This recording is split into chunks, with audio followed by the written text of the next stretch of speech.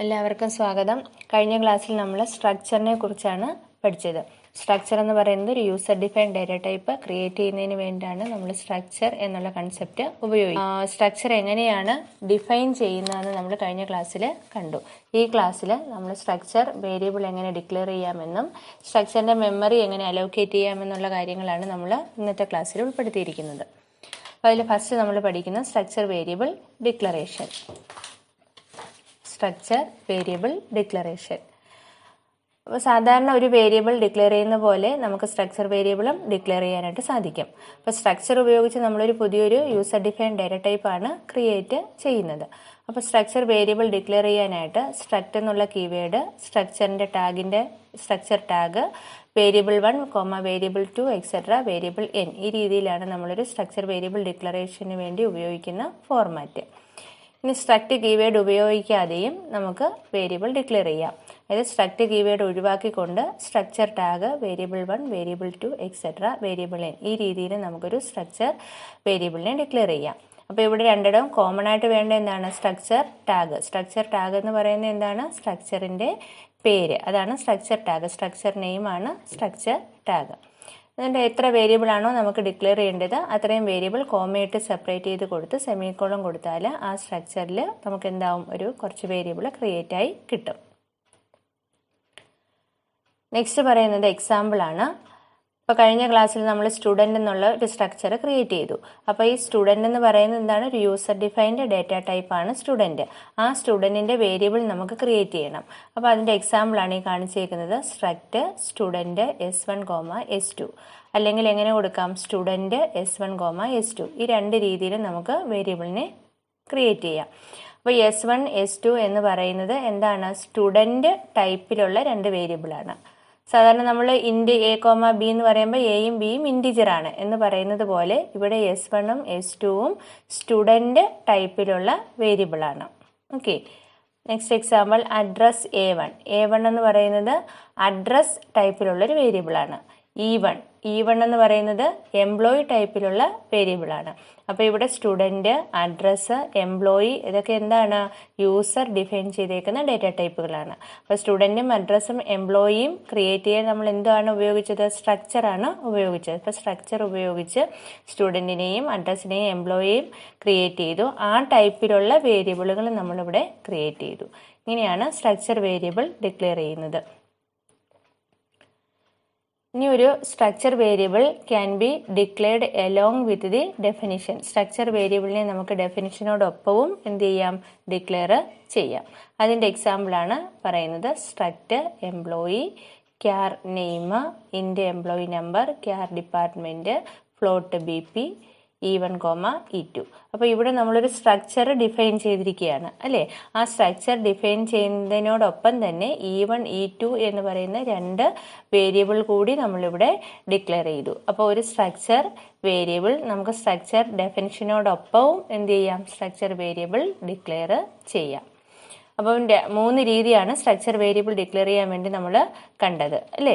അപ്പോൾ ഒന്നെന്ന് പറയുന്നത് സ്ട്രക്ട് കീവേഡും കൂടി ചേർത്തും കൊണ്ട് structure tag, variable 1, variable 2, etcetera, variable n. രണ്ടാമത്തെ method struct tag, variable 1, variable 2, etcetera, variable n. Next method എന്ന് പറയുന്നത് സ്ട്രക്ചർ ഡിഫൈൻ ചെയ്യുന്നതിനോടൊപ്പം തന്നെ സ്ട്രക്ചറിൻ്റെ വേരിയബിൾ കൂടി സ്പെസിഫൈ ചെയ്യുന്നു. അപ്പോൾ സ്ട്രക്ചറിൻ്റെ കാര്യം ഒന്നും കൂടി നമുക്കൊന്ന് റിവൈസ് ചെയ്യാം.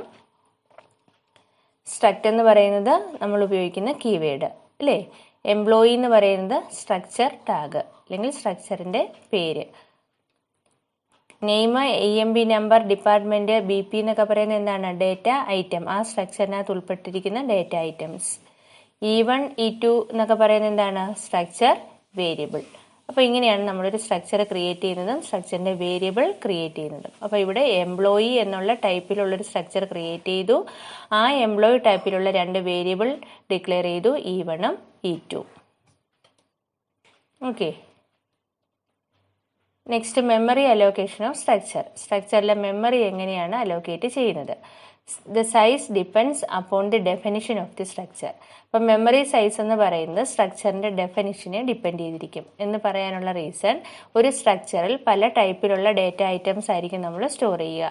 ഇപ്പോൾ ഈ സ്റ്റുഡൻ്റ് എന്ന് പറയുന്ന സ്ട്രക്ചറിൽ ഇവിടെ 4 ഡേറ്റ ഐറ്റം നമ്മൾ സ്റ്റോർ ചെയ്തിട്ടുണ്ട്. 1 അഡ്മിഷൻ നമ്പർ, അതൊരു ഇൻറ്റിജർ ഡേറ്റയാണ്. 2 നെയിം, അതൊരു ക്യാരക്ടർ അരേയാണ്.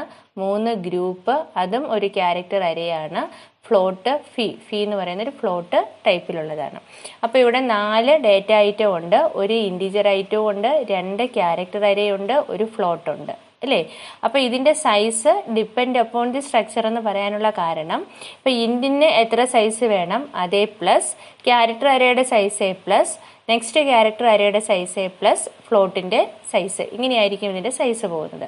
അപ്പോൾ S1 എന്ന് പറയുന്ന വേരിയബിളിന് എത്ര മെമ്മറി സ്പേസ് വേണം? ഇവിടെ 38 ബൈറ്റ് എന്നാണ് ബോർഡിൽ കാണിച്ചിരിക്കുന്നത്. എങ്ങനെയായിരിക്കും ഈ 38 ബൈറ്റ് വരുന്നത്? 38 ബൈറ്റ് എന്ന് പറയുന്നത് 4a + 20 + 10 + 4. ഈ 4 എന്താണ്?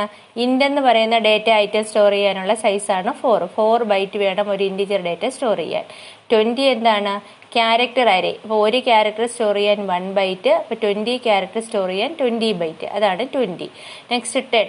അടുത്ത ഗ്രൂപ്പ് എന്ന് പറയുന്നതും എന്താണ്? ക്യാരക്ടർ അരേയാണ്. അപ്പം അവിടെ 10 ക്യാരക്ടർ സ്റ്റോർ ചെയ്യണം, അതുകൊണ്ട് അതിന്റെ സൈസ് 10. നെക്സ്റ്റ് 4 എന്ന് പറയുന്ന ഫ്ലോട്ട് സ്റ്റോർ ചെയ്യാൻ നമുക്ക് 4 ബൈറ്റ് വേണം, അതിന്റെ 4.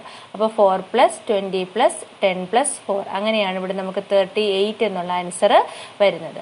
അപ്പോൾ ഒരു സ്ട്രക്ചറിന്റെ മെമ്മറി അലോക്കേറ്റ് ചെയ്യുമ്പോൾ എടുക്കുന്ന മെമ്മറി സ്പേസ് എന്ന് പറയുന്നത് ആ സ്ട്രക്ചറിൽ എത്ര ഡേറ്റ ഐറ്റംസ് നമ്മൾ കൊടുത്തിട്ടുണ്ടോ അവയുടെ സൈസുകളെല്ലാം കൂടി ആഡ് ചെയ്യുമ്പോഴായിരിക്കും ആ സ്ട്രക്ചറിന്റെ സൈസ് കിട്ടുന്നത്. ഓക്കെ,